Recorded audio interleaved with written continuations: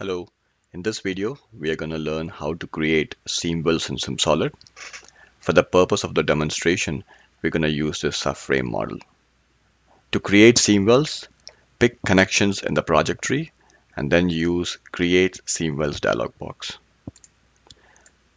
There are 4 different approaches to creating seam wells in SimSolid. You can choose to create wells between a master part and a number of made parts. You can also create wells between a group of parts in SimSolid. You can create wells by lines or edges, or you can also create wells from solids. In this video, we're going to learn how to create wells using all the 4 approaches. Now, before doing so, let's quickly review the assembly. I have a subframe structure with 69 parts with 8 bolts, 4 nuts, and 15 sheets recognized. I also have a number of wells represented by solid bodies and also named accordingly in the project tree. As a first step, we're going to try and convert these solid bodies into seam well representation in SimSolid. To do so, go back to Connections, go to Create Seam Wells dialog box, and use the 4th tab to create wells from solids. There are 2 approaches here. One, you can either pick the solid body from the interface directly, or you can also use a keyword to filter these well bodies. Let's use the second approach. Use a keyword Weld and filter all the parts. Now let's find wells from these solid bodies. SimSolid is going to try and suppress these and then create a seam well representation implicitly. SimSolid successfully created 38 wells. We're going to accept it. And they're going to be created with a section size of 3 millimeters, which can be changed if required. We can also quickly review these wells. You can see how the wells have been created between various parts in the assembly.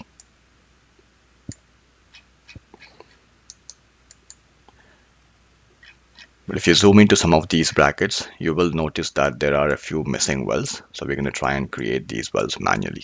So let's go back into Create Seam Wells option and use the well by lines or edges. So I'm going to pick lines on these brackets here.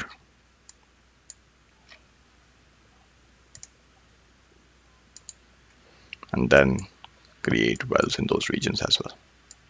So I have 2 wells created, a continuous weld on the left side and also on the right side. Similarly, we're going to try and create wells on the other side of the frame. But this time, let's use the master and made part instead.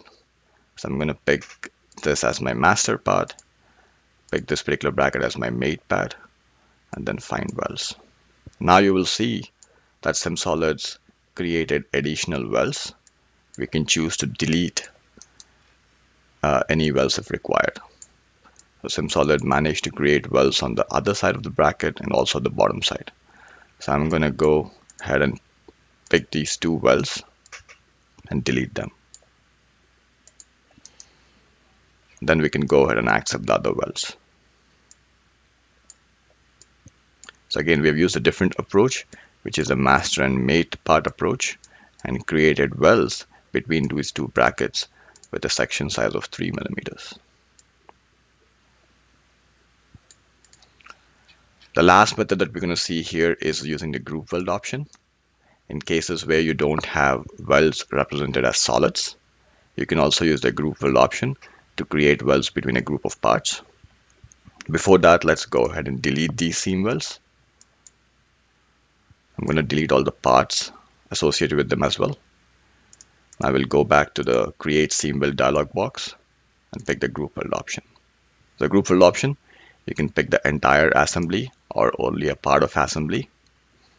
There are 2 inputs to it. One would be the section size of the weld, and there's also a minimum length requirement to create seam wells. So in this case, SimSolid is going to create a weld only if there is a minimum length of 25 millimeters between 2 parts. Let's go ahead and find wells. In a matter of few seconds, SimSolid is going to go ahead and find 124 welds in this particular assembly. We'll accept it, and we can also again go back and review them.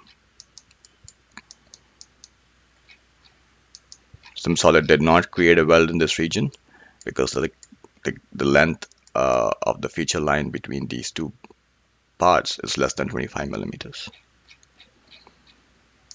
In those cases, you can always choose to create a manual weld as well. We do have a few bolts and nuts in the model as well, and we don't want to really weld these parts. So what we're going to do is create a contact-based connection between these parts, and to do so, again go back to connections in the project tree and use automatic connections. But when you're creating the automatic connections, make sure to check this option to connect not welded parts only. This way, you're not over constraining the model. You're creating these connections only between parts that are not welded. Let's go ahead and accept it and also review them.